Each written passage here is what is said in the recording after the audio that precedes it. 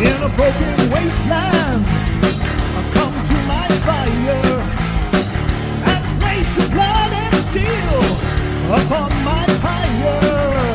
Oh. What's going on, metalheads? Thank you all for tuning into this week's episode of the Metal Forge. My name is Mark Jackson. I am your host, and holy hell, it is awesome to see you all this week. I am just going through the motions here, just doing some crazy shit here in the Metal Forge room itself, moving some things around, putting the new monitor up on the wall, doing the awesome stuff, doing some renovations. So as I'm going forward, I'm going to be doing a little bit more video episodes. Anyway, stop. Hang on. Let's think. Today, Dr. Ross Sewage from Exhumed is here in the Metal Forge, and we are talking about all things Exhumed. We talk a few other things as well, like he's friends with Castrator from Ghoul, so we might get to talk a little Ghoul in there as well. Holy shit, awesome stuff. Super rad individual to have on the show. And I know I say that all the time, but like, Ross is really fucking rad. If you follow their Twitter, it is just completely batshit awesome. And yeah, super rad person to follow. Give them a like, share, and follow wherever you go. But yeah, so doing some things different here in the Metal Forge. I've got the monitor across the way now. I've got a little bit of a different camera angle going. I've got this up now, which is cool. This is the banner that I've had for the last 5 or 6 years. I figure I would just throw it here. And in that same turn, I put the Ride the Lightning up on the ceiling behind me. So yeah, or above me rather. Cool things. I got a little Skeletor with no legs on the mic stand now. We're just doing all kinds of stuff, doing everything that we can to try and get it the best episodes out there for you as listeners, as watchers, as everything else. So hell yeah. So are you all into Exhumed? Because I used to not be, and then all of a sudden I got into Exhumed, and you know, totally cool, fucking awesome band. Sorry, when I look up at the screen, you know, I'm looking up now, which you might notice that on some of the episodes. You might catch me watching the video here rather than on the phone when I'm doing the recordings and such. But I'll try to do my best to look you all in the eyes as I am talking and everything as much as I always did before. So anyway, let's go ahead. We're going to go back to the very beginning because they still play so much off of this album live. Fucking, this is from Exhumed's fucking gore metal album. So awesome. October of 1998 it takes us back to with that. This is Casket Crusher.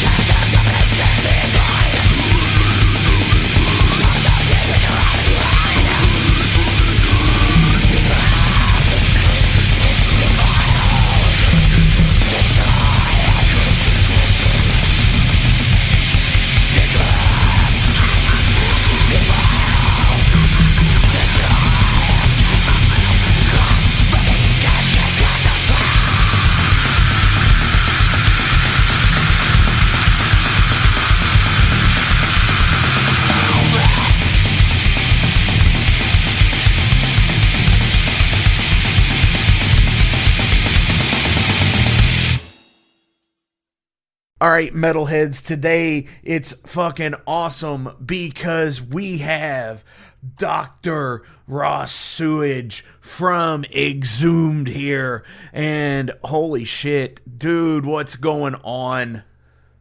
Hey, thanks. I want to thank you for using my proper honorific. A lot of people forget with Exhumed that there's more than one doctor in the band. Everyone just thinks about Dr. Filthy. They forget I went to 8 years of fake medical school. Hey, I am totally down with that. And I am so we were talking just a few minutes ago about toys, and I usually get off on the, hey, how's things out where you're at?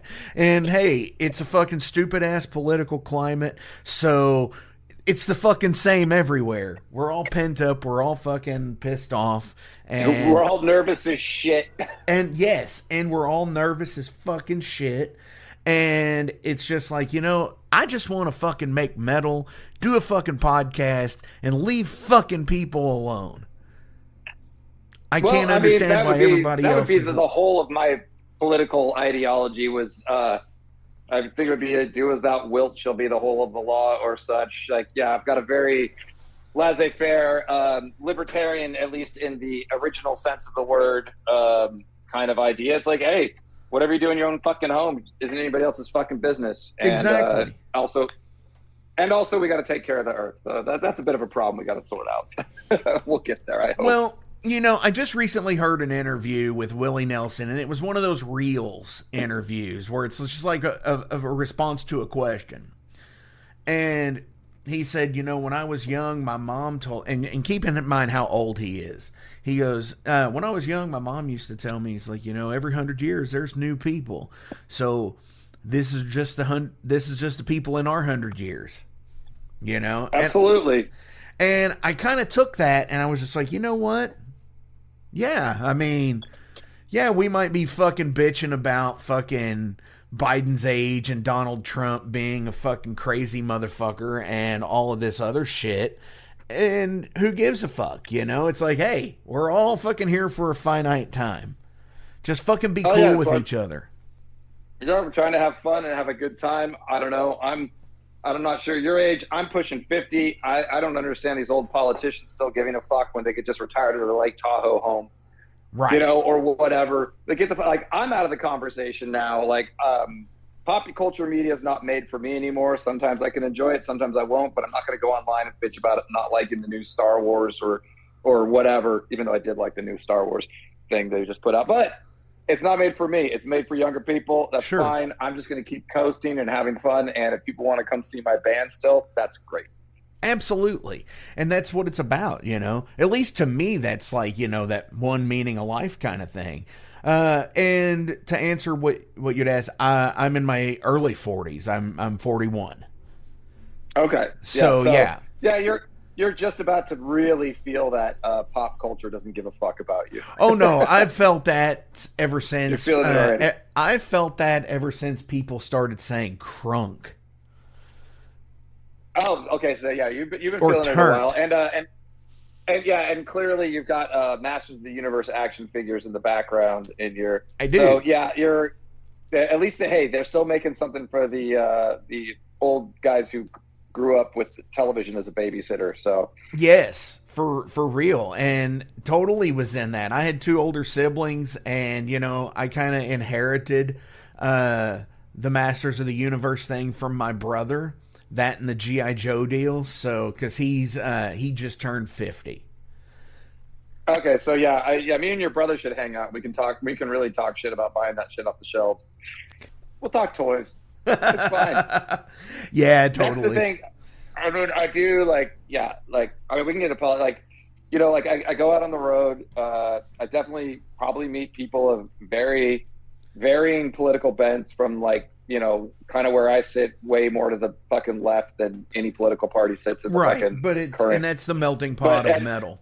But I play right. We play, I play for, there's a certain level, obviously. I don't need skinheads or racists or total shitheads, but when someone's just I don't know, they don't really get it. They're not tuned in and they're supporting something I think is wrong. That sucks. I'll try to steer, but I'm not at the end of the day, we're going to play a show and you better just enjoy the show and appreciate everyone else who's at that show if they don't agree with you. Like, we can put that to bed for a little bit. Sure. But obviously Trump's an insane racist maniac, so you should not support that fucking Mein Kampf reading motherfucker. I agree. I know the wool can be pulled in front of people's eyes, and I just try to show up as my weird queer leftist self and just be like, well, hey, listen to me do gurgly growls that you enjoy so much. Maybe you'll think differently about the kind of people I represent later. We'll have fun. For sure. We were talking just, about the toys and being made for, the now what they call adult collector yes, market. They most definitely are. And it's totally cool because, they did like a Masters of the Universe run like 20 years ago. And Sears had it. Yeah, it wasn't the Four Horsemen were fucking sculpting those, and they looked incredible. This was before that. This was where they released them in the original molds, and then when they went to the classics line is when the Four Horsemen sculpted, and it was insane. And now they've got they're partnered with Mondo, and those figures, where they're like a $250 price point. But they've got like real leather and real like die-cast weapons and so many display options. You're not buying those for your 8-year-old. Oh, hell no. Hell no. So I see up in the top up here, is that a original like Ultraman style thing? That is a more recently produced I think it went on sale in 2019. I didn't get it till like 2021. That is Unicron, the Deathbringer, awesome. Or the Chaos Bringer. That was my reward to myself after running a successful Kickstarter producing the Ghoul comic book. They put it on sale right around then. My Kickstarter finished up. It did very well. I was very happy, and my one real indulgence was buying a stupid transformer that sits about 2.5 feet tall. Dude, there is nothing wrong with that at all. I mean, it's the little things in life. Dude, I did that with a Rorschach quarter scale bust. It was just like, hey, I need to do something nice for myself. I quit fucking smoking in like however many years ago at this point. And it's like, that sounds like something that I could really, put that money towards that.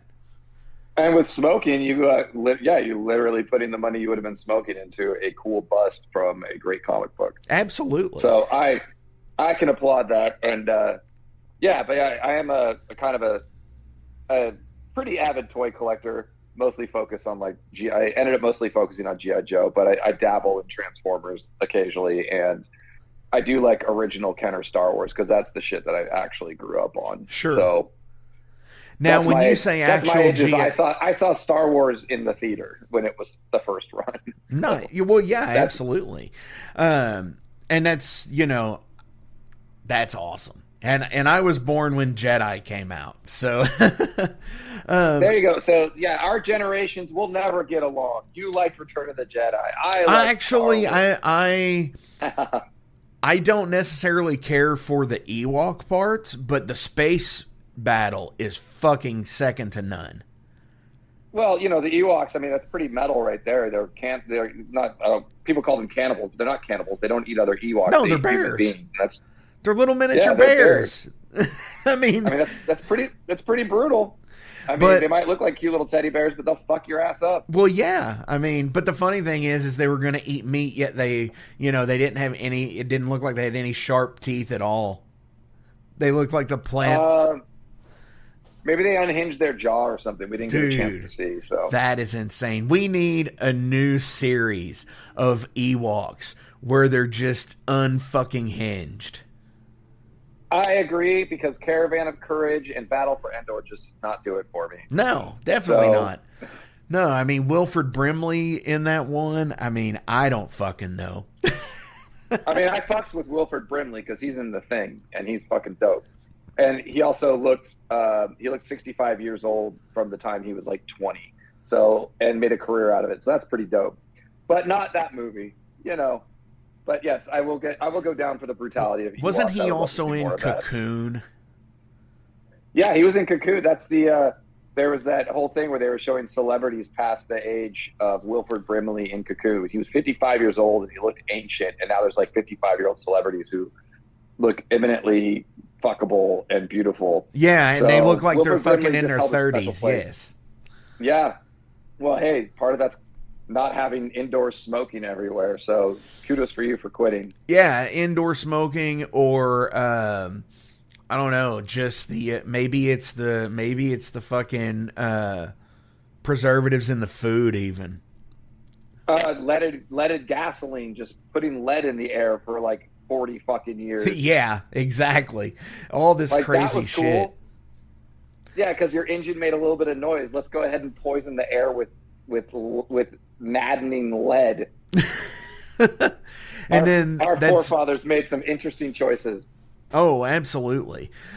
So here we are. You already got the gist of what the Metal Forge is. It's just pretty much a fucking riff fest of... Yeah, we're riffing. Whatever we're going to talk about next, and so on and so forth. So, on the Exhumed front, you all put out Beyond the Dead in 2023. By the time this airs, it is just about a year ago.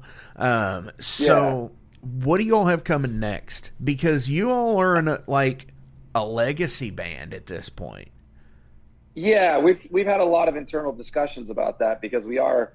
So we did do the last tour. We didn't put anything new out. We went out and played nothing but songs from the first iteration. Like, you know, Exhumed broke up for a time where Matt put on hiatus, and Matt went to figure out what the fuck he wanted to do with his life. And he turned out he wanted to come back and do Exhumed. But so we did songs only from that first 4-year chunk of gore metal and Slaughter Cult and Anatomy is Destiny. Also, great timing. Relapse had just reissued those 3 on vinyl.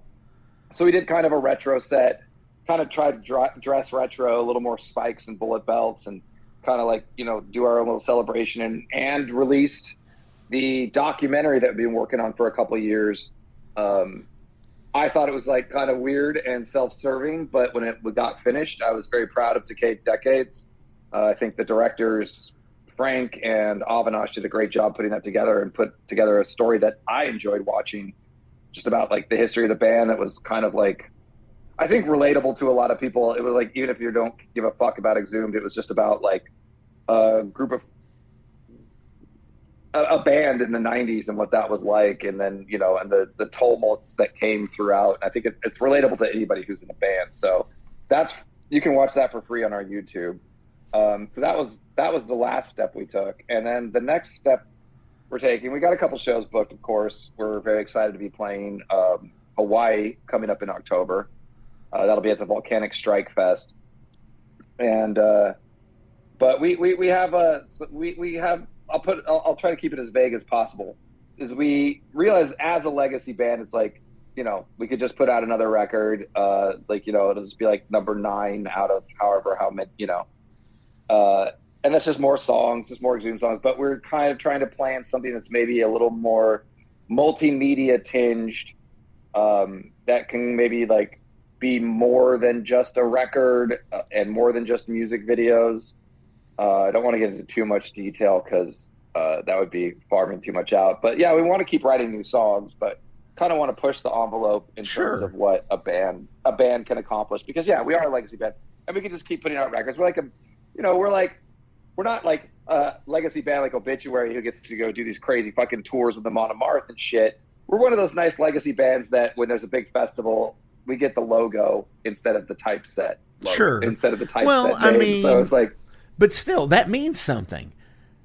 You know, it's great. We're grateful. As goofy as this sounds, that in the metal scene in particular is really where this is at. Because metal bands have logos, country musicians have fonts, and you know, but like it's always about the logo. And when you see a band in the typeface, and you're just like, really? they should have fucking been up there. I would have thought they would have had a logo on this flyer. You know, that's a weird I think that's specific to metal. Yeah, it's it's kind of a weird ranking system. And although the one I really love is that band Party Cannon. I don't know if you know them. No, I don't. Like a slam band, but like they'll be like they play a lot of like European festivals and shit, and they'll always be like a bunch of typeset logos, and then the Party Cannon logo is always their logo, which is multicolored and in bubble letters.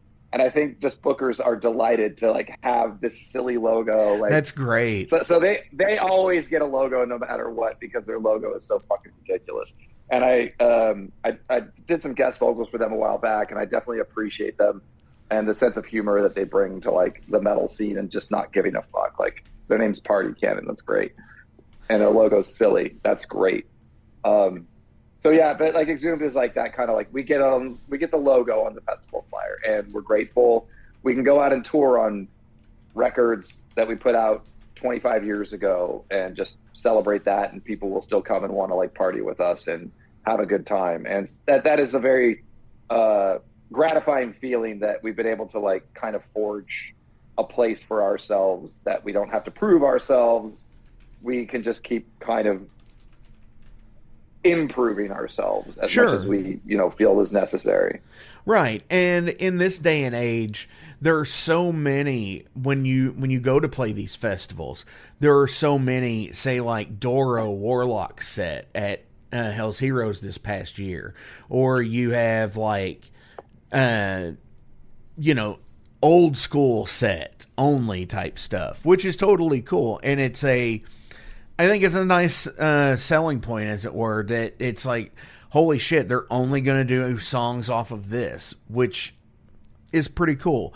But one thing you said a minute ago that I want to hit back on was when you were talking about the documentary, you said that it was primarily focused on a band from the 90s. And I think that is interesting because I started my musical venture in the 90s as well. Okay. Yeah. I'm sure yours was before that, but when I know what it was like pre-internet type shit, when you're calling places, when you're not even getting a chance to email, I've sent letters to places hoping to get a call back. I would spend just about every Saturday night from like 18 to 21 years old, like writing letters and sending out demo tapes and doing that kind of shit. And that's how we organized shows. That's how we did everything. I totally get it. Right. So with how things are now, what is the biggest thing that you miss from that era?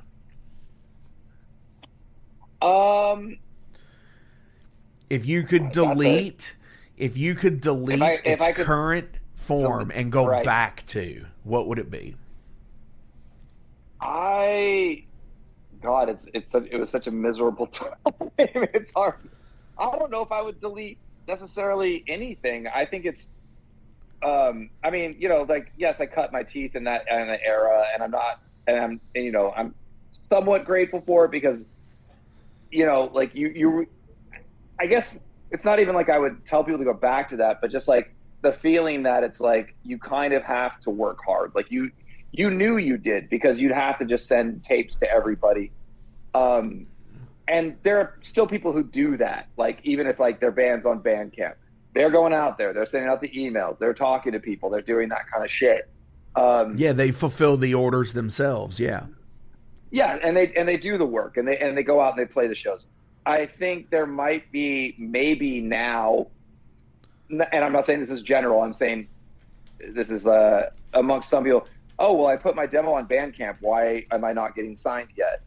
I'm a person, and they don't understand that there is a lot of work involved. Whereas when the underground was actually underground and by mail, literally you had to do that work. There was no option. Sure. So I think it's not so much that I would want to go back to that. I love that people can put stuff out now. I love going on Bandcamp and checking out. Just like on Twitter, somebody's like, some mutuals like, I got a new project. I'm like, oh, okay, cool. I'll go check it out.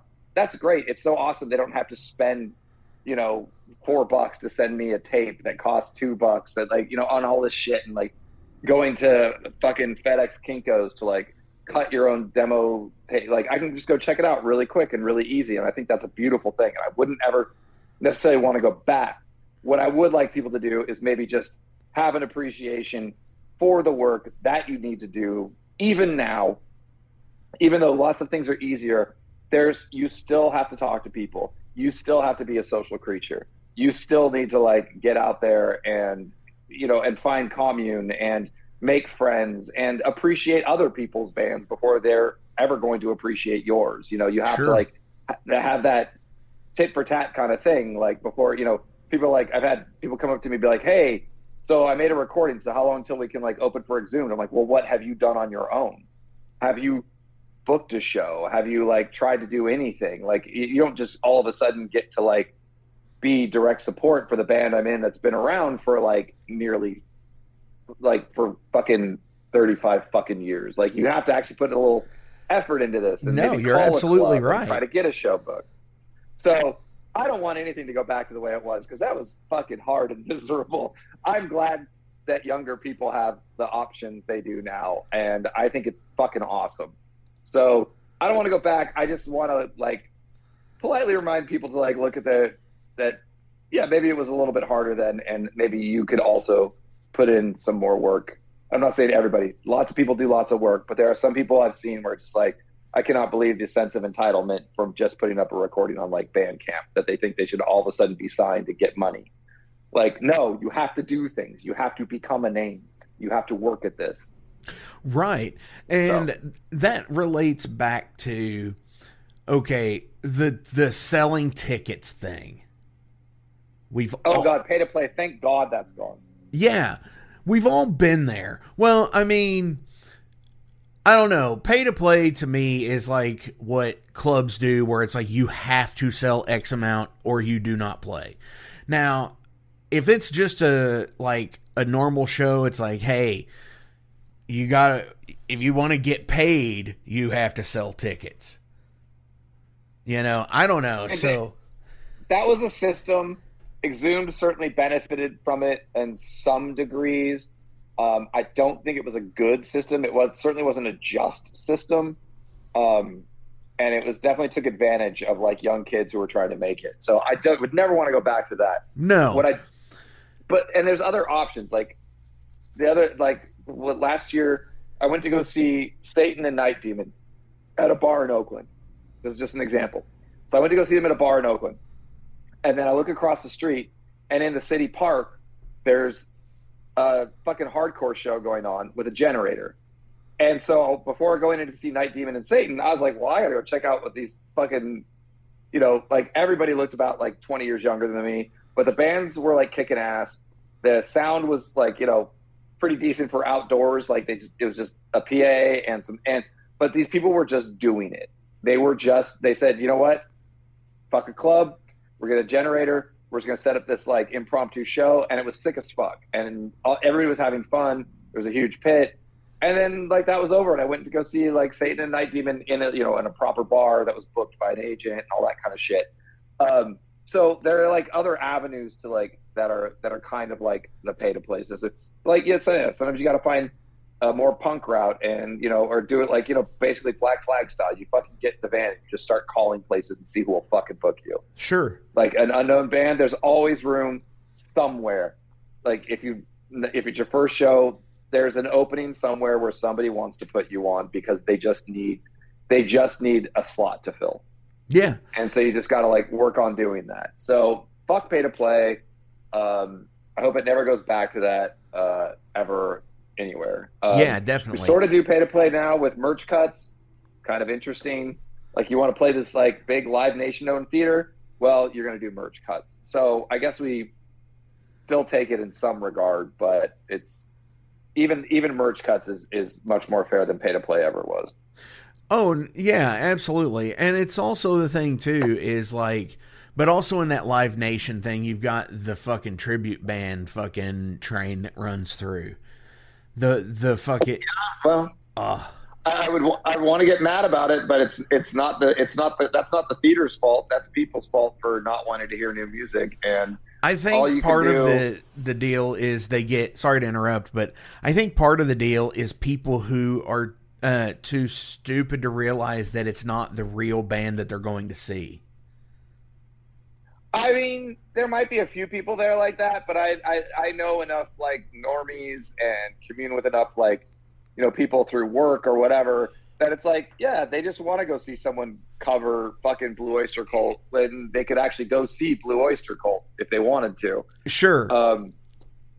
It's all you can do is if you're a music fan and you like hearing new music, all you can really do in protest to that is really try to recommend stuff that you like to people who you think might enjoy it. And as you know, and I do that as a music fan, and it's kind of like, if you're like into metal, that's really, instead of getting angry, why don't you go out and find someone who likes who went to the fucking Journey cover band, but they kind of like Five Finger Death Punch, and maybe like scoot them in a little bit. Like, oh, you like some bullshit like that, like, or you like Imagine Dragons? Well, have you checked out like Slayer, or check out the first couple Metallica records? And then as you ease them into that, then you can be like, okay, well, let's get to like some death and roll from the 90s. Check out Wolverine Blues, and then from Wolverine Blues you can move on to Left Hand Path, right? It's like you find people.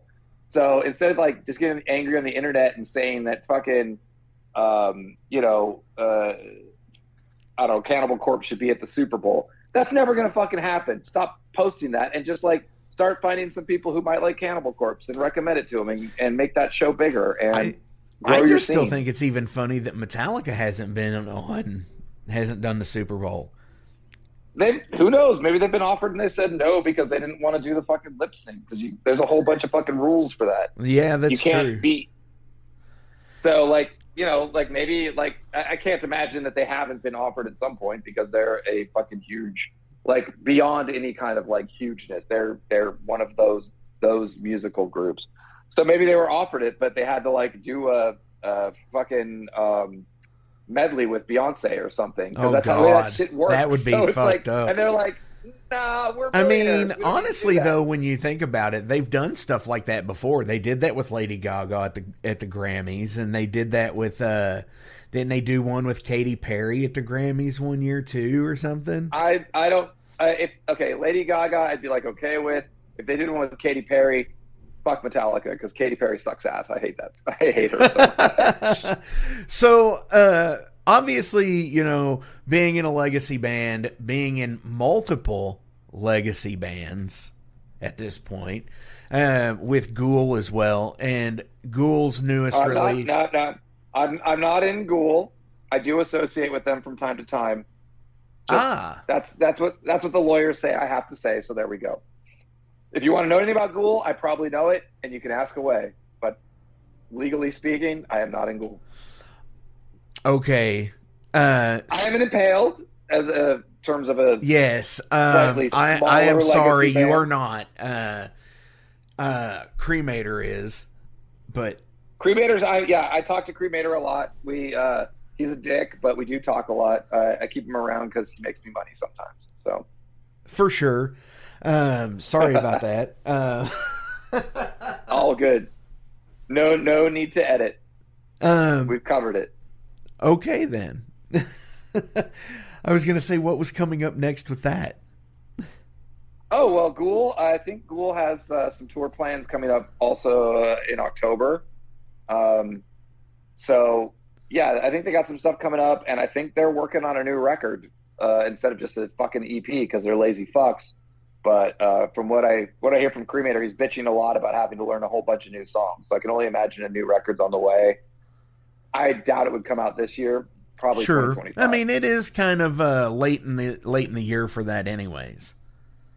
It is a little, yeah. If they were to try to record now and get it out, that'd be kind of folly. But yeah, man, they're lazy bastards. Their last full length came out in 2016. That's fucking ridiculous. For sure. And obviously, there was the Live in the Flesh live album. They did. Yeah, there was the live album, the DVD release came out. There was a couple singles, and the Noxious Concoction records seemed very warmly received by people. So they want to kind of know where Ghoul's going. That's probably very much the direction of the next record. So. Hell yeah. Definitely. So I do like to ask some general profile questions about you as a person. It's kind of ranged on whatever is out there. That's perfect because I love talking about myself. So for sure. If everyone spoke their mind, would it be a better place? You would definitely know who the fucking real assholes are. So yes.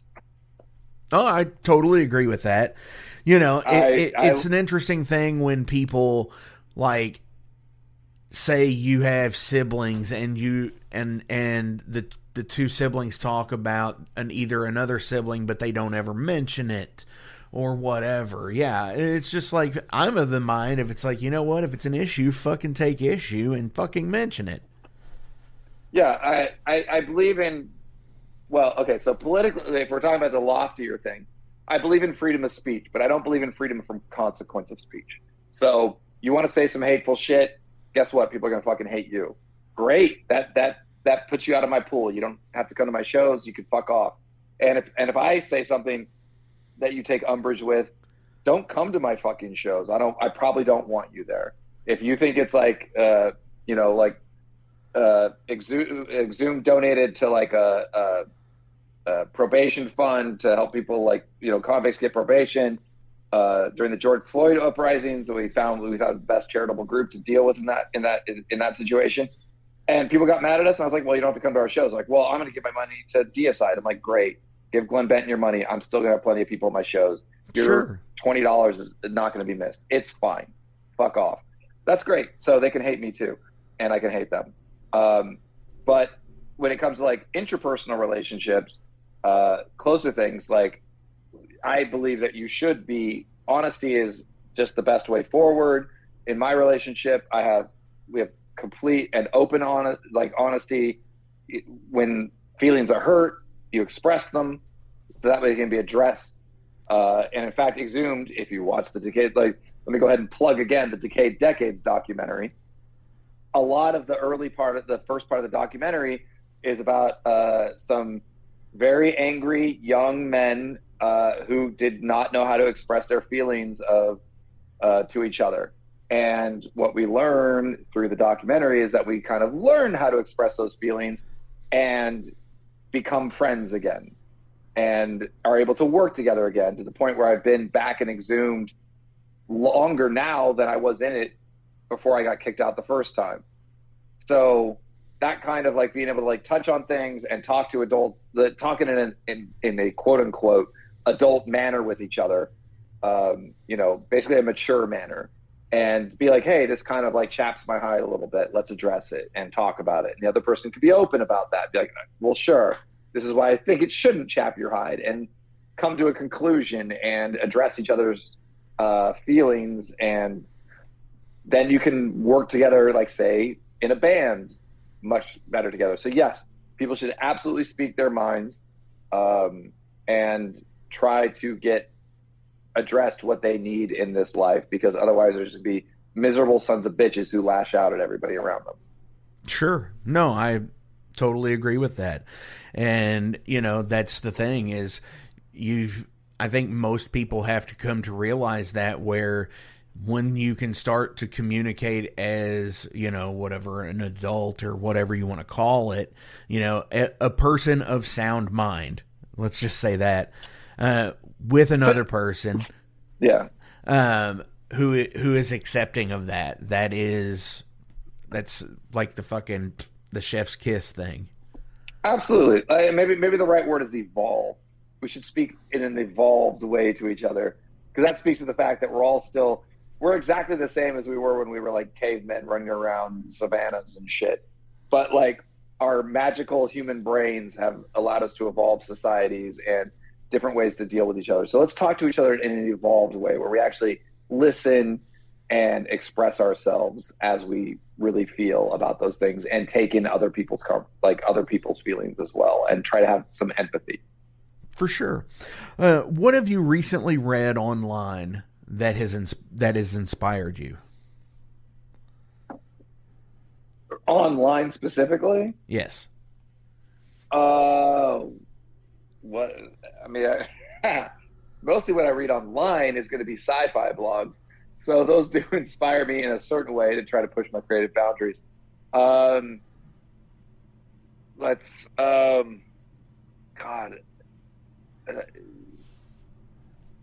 that's a hard question to answer because I'm a fucking Twitter addict and always am reading shit every day. Oh, I know. On I how follow to deal with people. I follow you on Twitter. Yeah, you know. So yeah, I mean, what fucking inspires? You're actually one of my favorite follows across all platforms. I mean, sometimes the stuff that inspires me is like odd. It'll be like cynical shit, very cynical stuff. And while I take in the cynicism and can usually like largely agree with it, it will inspire me to like try to be just better in the way I deal with people. And I mean, I guess like I definitely have been more, I guess, instead of reading something on the internet, because reading on the internet is kind of trash. I definitely listen to a lot of podcasts about history and science. And that kind of shit inspires me. Like listening to someone, it was an astronomer talking about the James Watt telescope and just like the secrets that was unveiling about the early history of the universe and the mysteries, because there's not scientific consensus on some of the stuff they found with the James Webb telescope. But that was like inspiring to me because I just like I love the earnest what's the word I'm looking for?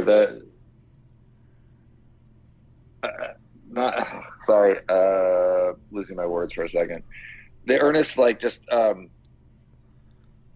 questioning and like trying to figure things out. Like it doesn't even matter like where we all came from, because here we are and we last for about 80 to 100 years if you're lucky. But just like trying to figure out these questions about the beginning of the universe. And I found that like incredibly inspiring. You know, I'm not like going out to like find questions about the entire universe, but within my relations, I'm trying to figure out where we all come from in terms of like how we relate to each other. And that's kind of more the milieu of an artist, is to try to like, you know, create something that's like appealing to people, but also speaks to them in a certain way and energizes them in a certain way. And so that's what we try to, you know, with the music, it's like, we're not just like trying to be as grosser than gross. We're trying to make something that's like fun, makes you move, makes you dance, and speaks to like something inside of you that allows you to like kind of put everything away for a second, where we can come together and like make this music together for a second. And I don't know if Exhumed's going to make anybody fucking think, but we do write lyrics, and a lot of them do have meanings beyond the gore. So people can read it what they want, or they can just like party with us. Everybody has something to say. Absolutely, and Exhumed, believe it or not, does too. The Beyond the Dead EP has some fucking. It's got lyrics.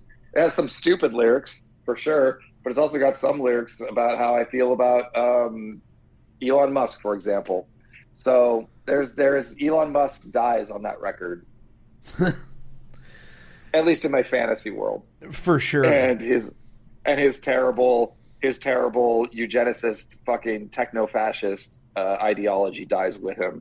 So, but it's couched in gore because it's fun. So we can still have fun with it. We can still like have a good time. And that's the thing, you know, is there's people that don't get the satiristic part of it. And those are the ones that are just like the ones that you don't want listening to the music. Oh, I just realized something that did inspire me that I read online, but it inspired me in a negative, like I would say a negative way. It wasn't like inspiring, like feel good. I read, and I got to look it up again so I can find the name. And I highly suggest anybody else looks this up. Let's see, Peter Thiel. Essay, what was it? It was Straussian movement. So do you know who Peter Thiel is? he helped found PayPal, Yes. which was that was a good thing he did. And everything he's done since has been the act of a terrible, dogmatic fascist who wants to control humanity. And he's a horrible, horrible rich person who destroys everything good that he sees and hates individualism, which is funny for someone from the early days of Silicon Valley, since that's like what it espouses. But it doesn't. He wants to crush people.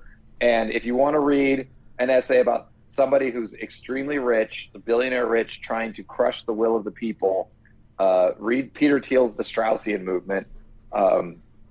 It's awful. He's a terrible, terrible, the Straussian moment. Moment, yeah. He's a terrible person who should be stopped. And Elon Musk is like along the lines with him.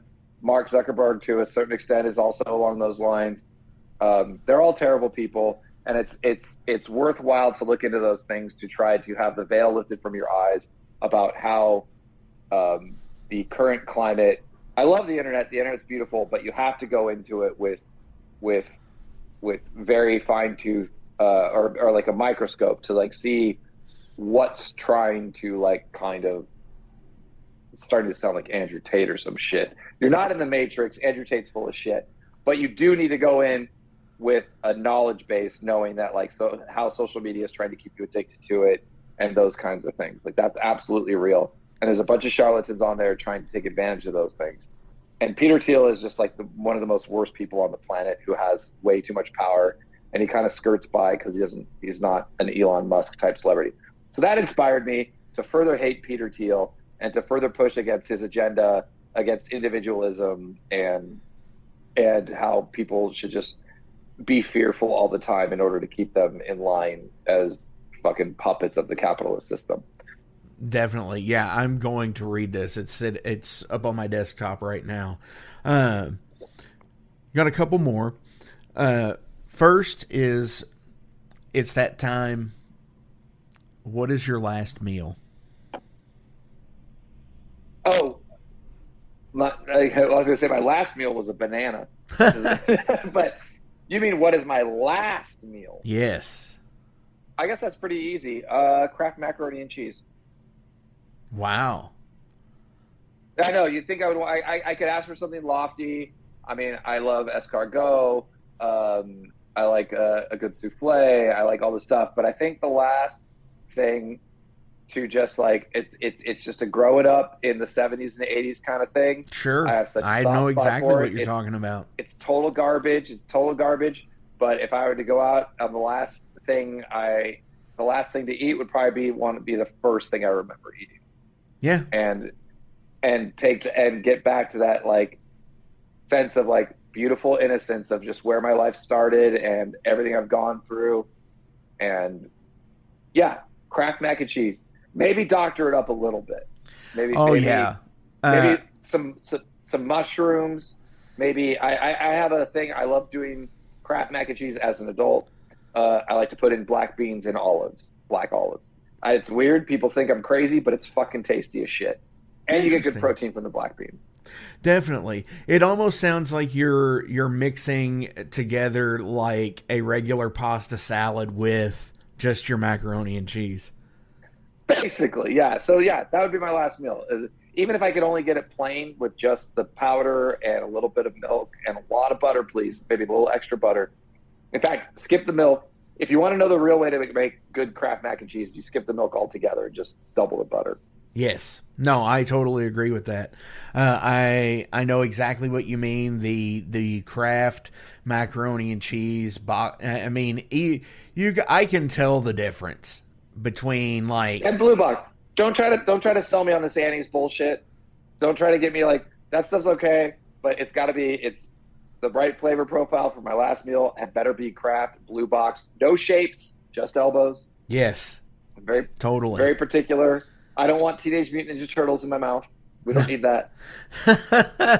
No, definitely not. I want some fucking elbows. So that's my last meal. Hell yeah.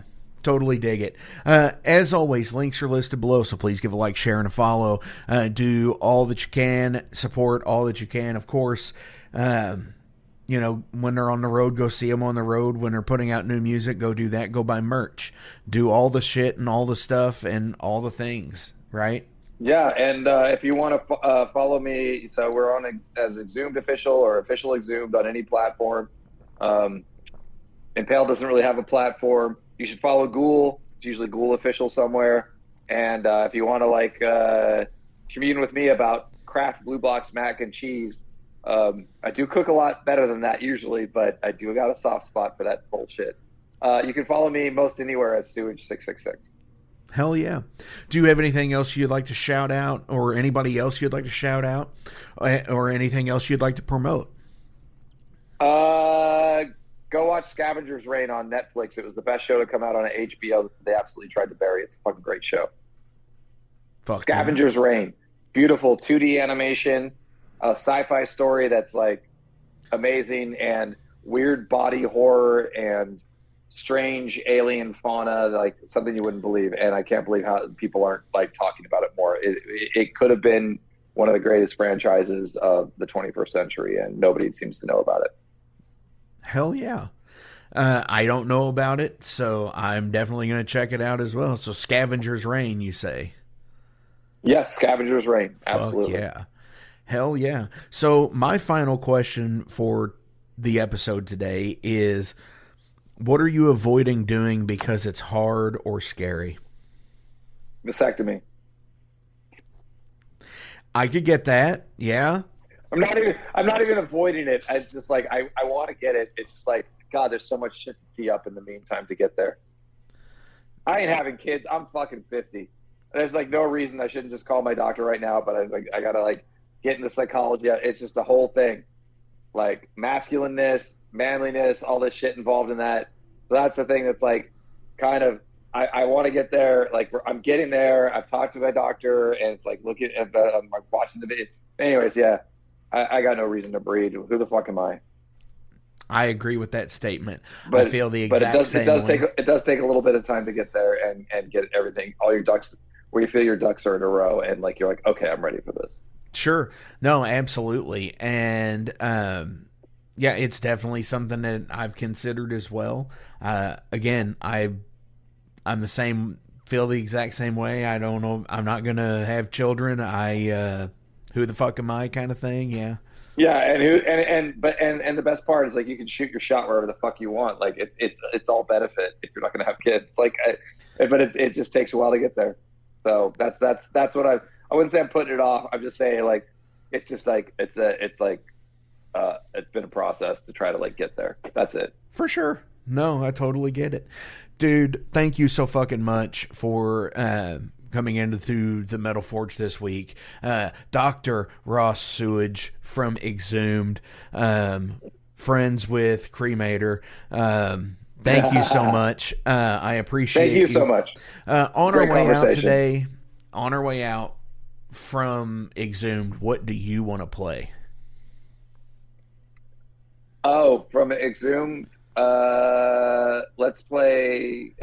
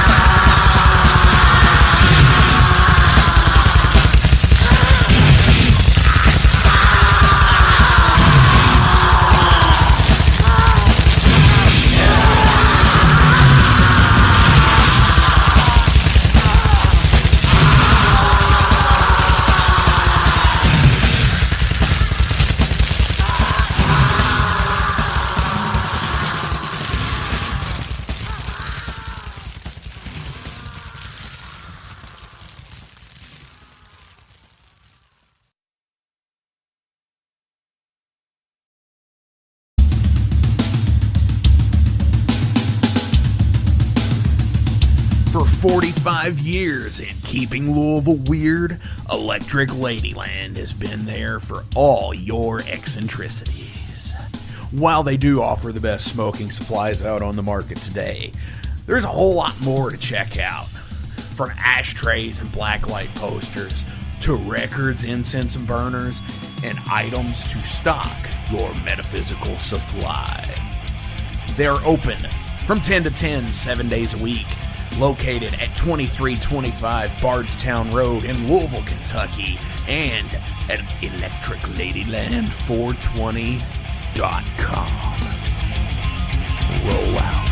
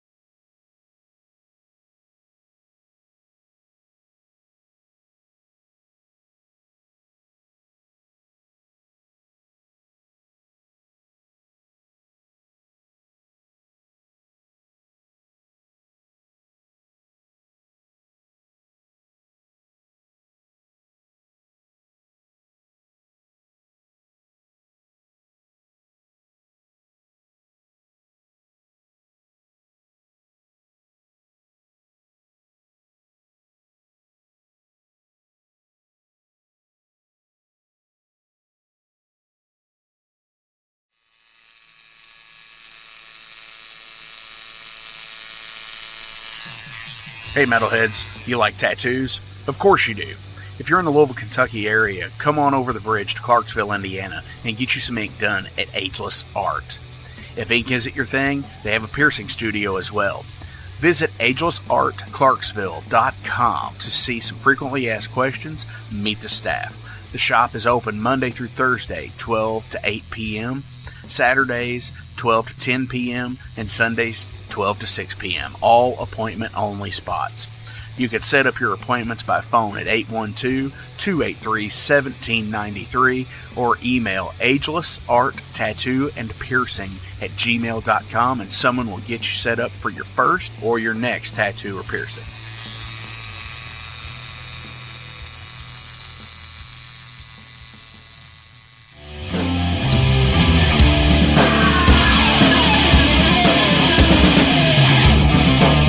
Hey metalheads, after going to a rager, what's your ultimate go-to? Mine is totally pizza. So when Overload is playing or I'm promoting the Metal Forge live showcases or the big goddamn metal show, I go to Pizza DoNisi. Pizza DoNisi is gourmet artisan pizza from right here in Louisville, Kentucky. It features things like the pizza of the month, to sandwiches, and also vegetarian and vegan options, which is so totally fucking cool for all of it's awesome pizza. You definitely want to go. Hey, and also from time to time they do cannolis. Oh, so fucking good. You know what they said, man? Leave the gun, take the cannoli. Yeah, just like that in Godfather. They're located right next to the Mag Bar at 1396 South 2nd Street. So either stop in or call in at 502-213-0488. They're open till midnight. The witching hour.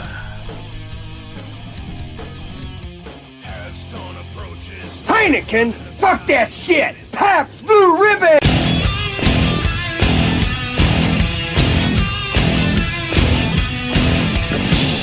Hey metalheads, you all hear me talk about Mag Bar all the time. It is the home to the Metal Forge live showcases and is an integral stop in the ultimate underground metal tour schedule. They obviously feature live music, but the Mag Bar also has daily specials like Pint and Slice Night on Tuesdays with Pizza DoNisi. But they also do Bring Your Own Vinyl on Thursdays with DJ Kent Jackson, and Finer Things Sundays. Located right next to Pizza DoNisi at 1398 South 2nd Street, open 3 p.m. to 4 a.m. 7 days a week. Get your asses out to the Mag Bar. Rock out.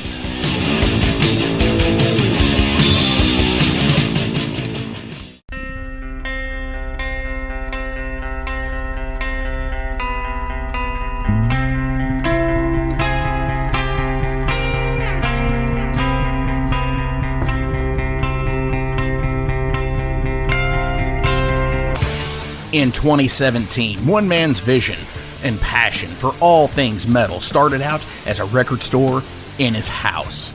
Years later, the fight against a mainstream empire continues as Shadebeast. An independent metal collective and online store based in Athens, Georgia, is the world's premier heavy metal brand for music heads that value authenticity over the mainstream acceptance. Featuring original t-shirts from some of the best underground artists, as well as stickers, posters from the Shadebeast Presents concert series. Unique, one-of-a-kind collectibles and small curated selection of vinyl and cassettes from the masters old and new. Visit shadebeast.com and enter promo code SithLord for free domestic shipping on your first order, whether you're a new customer or returning. And be sure to join the Shadebeast social groups on Facebook and the interwebs to keep up with the new release announcements and talk all things metal and Star Wars. You'll never find a more wretched hive of scum and filth.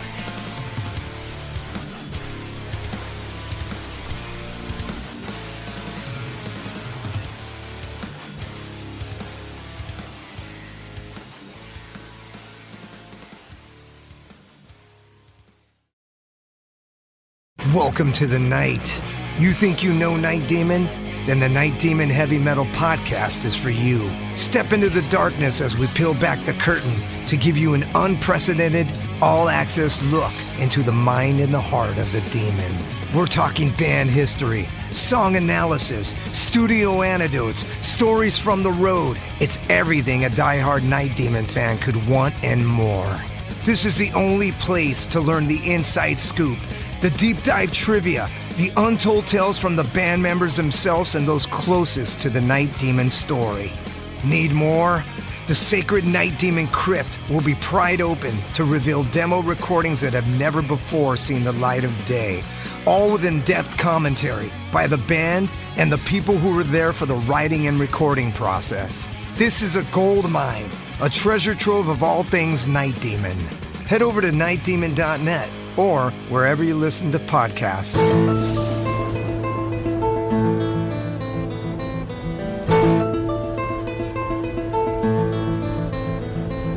Since 2013, there has been a calling from the underground, from the graves of all those unholy, and they decided to make a zine to talk about all of this. Soul Grinder Zine! An independent metal zine to keep you informed on all things metal and horror from the underground. Available in both print and digital formats, they're bringing you the best interviews and reviews out there today. Not only do they do the zine, but they also do compilation CDs. Check them out at facebook.com/soulgrinder.zine and start your subscription now.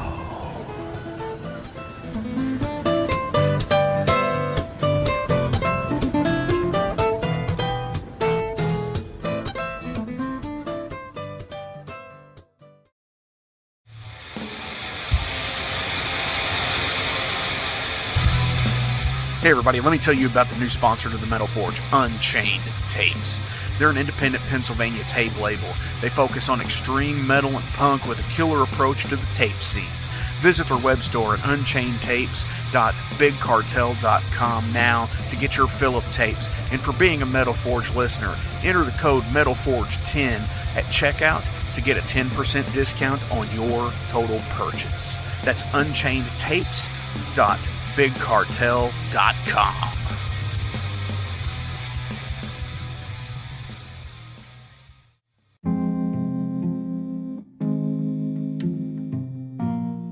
What's up, Metal Forge fans? This is Alan Bishop, the alchemist of Indiana's Black Forest and head distiller at Spirits of French Lick. Do you find yourself drawn to the unexplained, fascinated by the Fortean, or enchanted by the paranormal? If the things that go bump in the night resonate in your mind, then tune into my brand new podcast, If You Have Ghosts, You Have Everything. Featuring first-hand accounts, collected stories, interviews, history, and speculation related to all things not of this world. Available now on Anchor, Spotify, Google, Amazon, and more. Sit back, relax, and remember, if you have ghosts, you have everything.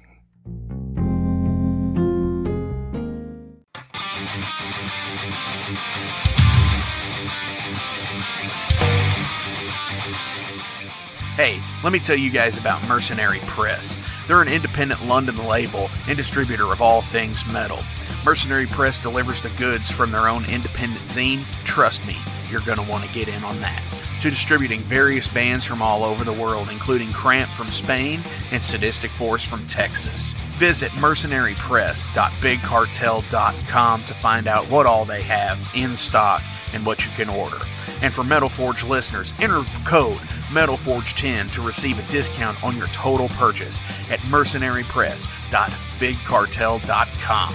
Check it out now.